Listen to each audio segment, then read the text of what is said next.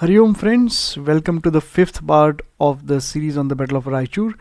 In this part, we will look at the nature of Muslim rule, especially the Bahmani Sultanate, which was the forerunner of the five Deccan Sultanates, with whom Krishnadevaraya faced off in the 16th century.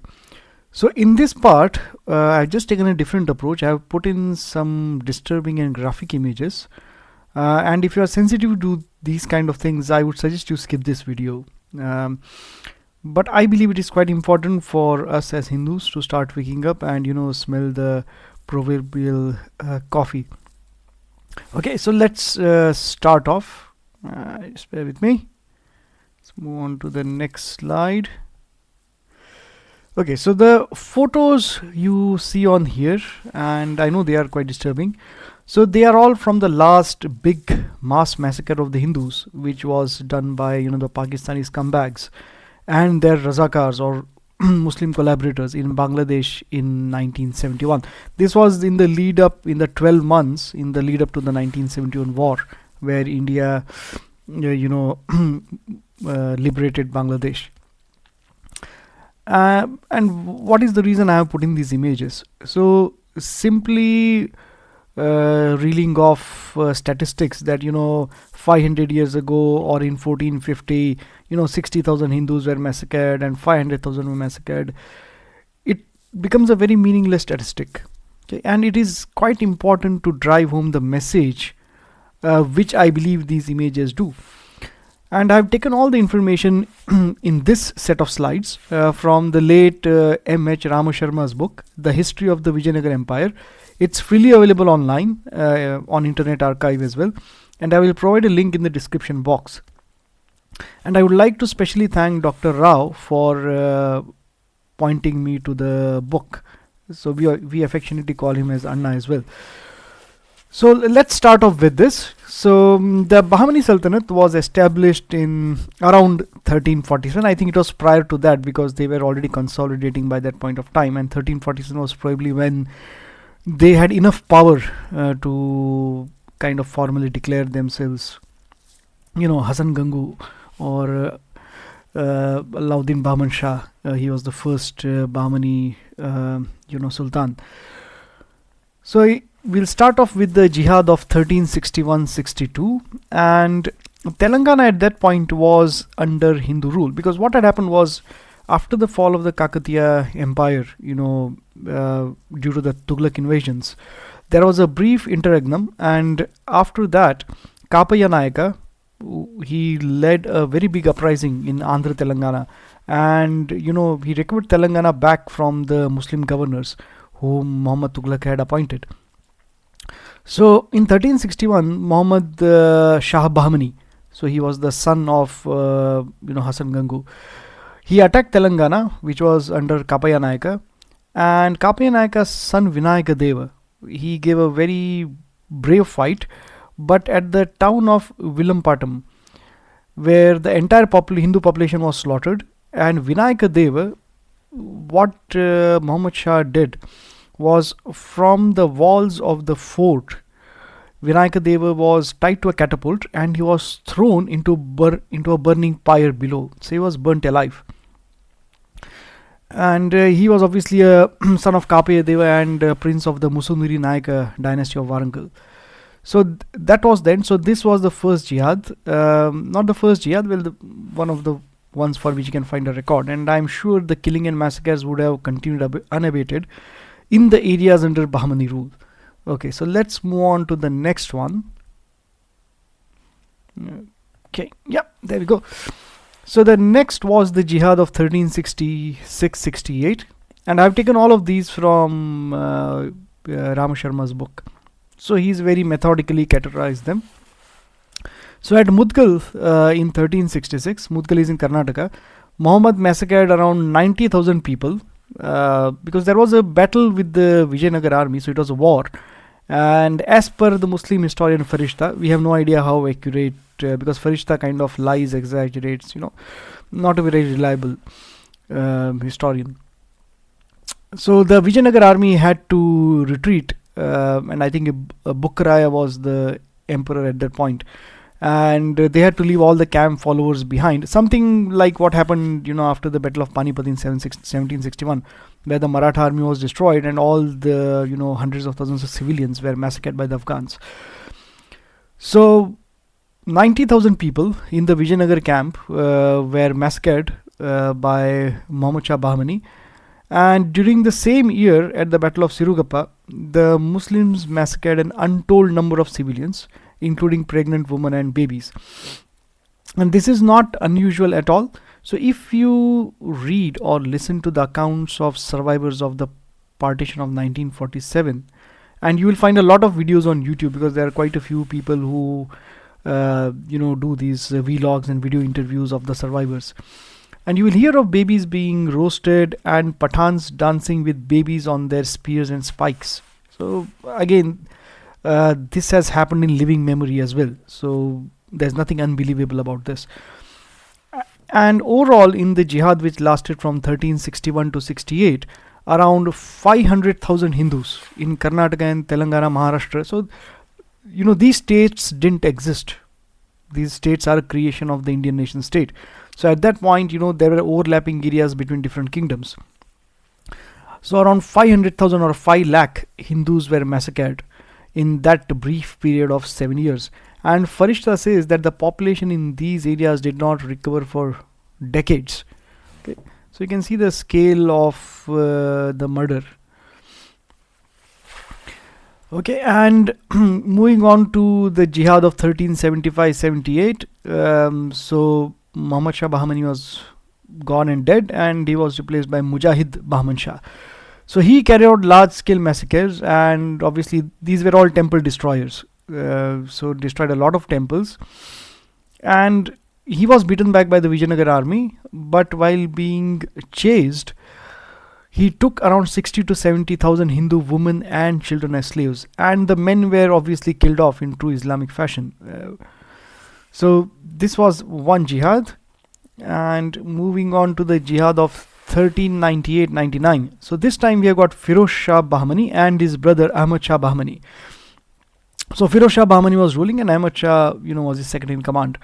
So there was another big war, and the battle was fought on the banks of the Krishna, because see, the river Krishna, and I'll show you the map in the next set of slides, formed a natural kind of boundary between the Vijayanagara Empire and the Bahmani Empire.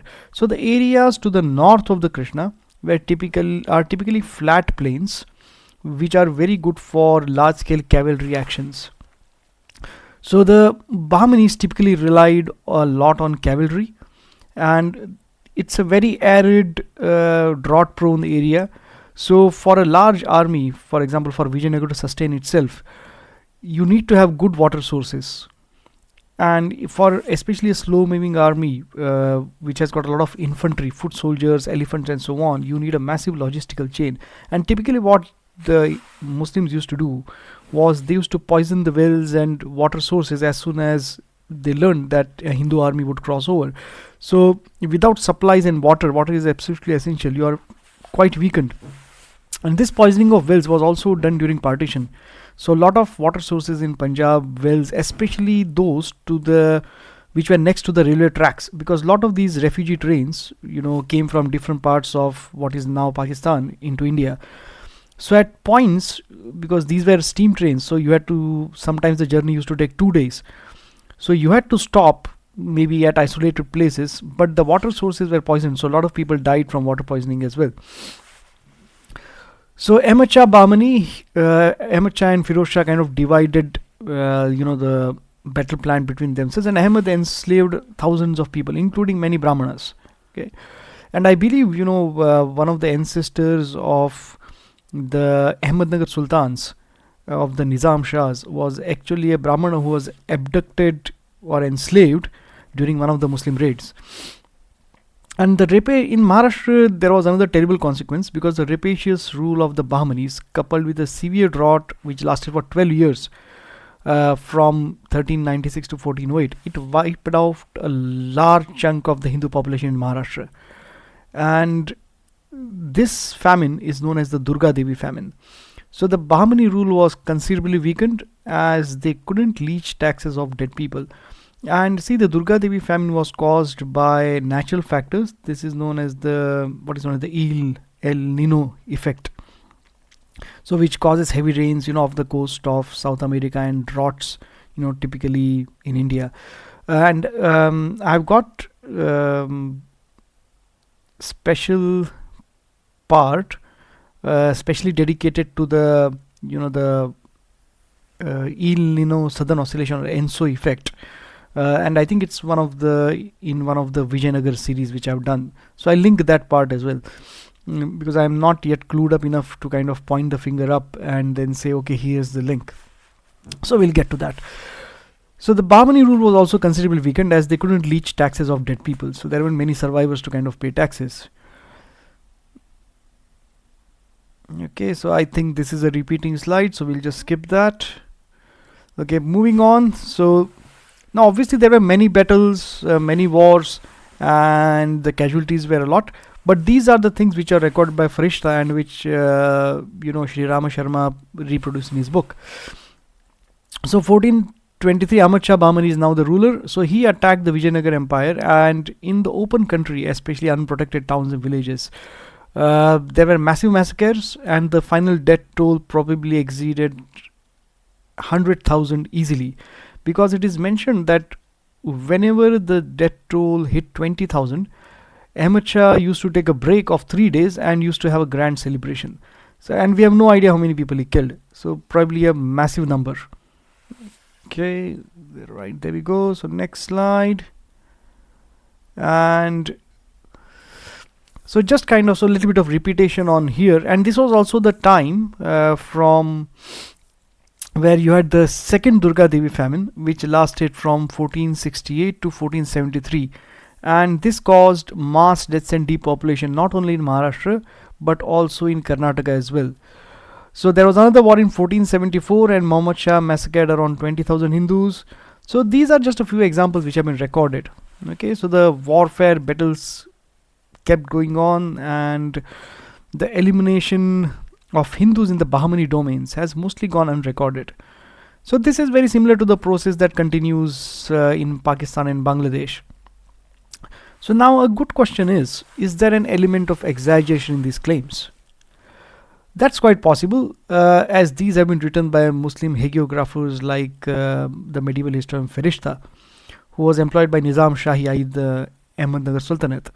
So to give an example of different wars which were fought with Vijayanagar, so Farishta invents incidents, makes up Muslim victories, when in reality they were given a bloody hammering.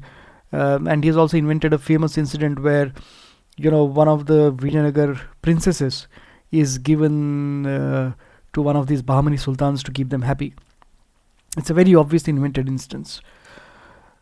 But if you think about the Hindu death toll in the last 75 years, so I'm counting from 1947, so that exceeds 4 million Hindus who have been wiped off the face of the earth. Okay, so you just imagine, in last 75 years, 4 million Hindus have been slaughtered.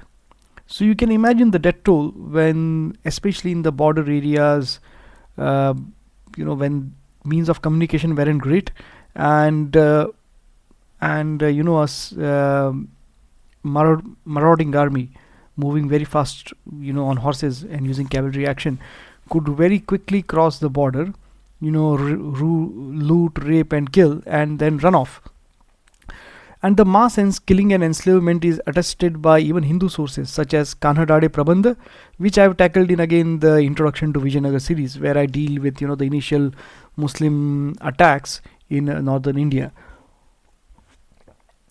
So that's all for this time, friends. In the next set of slides, we will look at the military aspects. So what technology were they using at that point of time?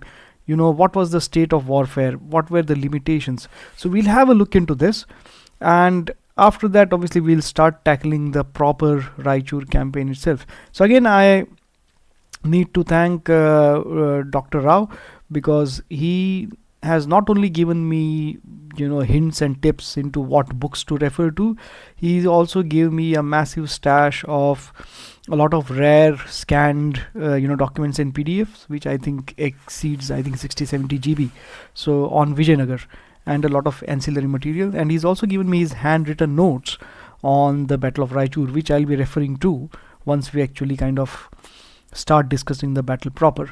Okay friends, Hari Om. So I'll end it here. If you like this video, please remember to like, share and subscribe, and I will see you next time. Thank you.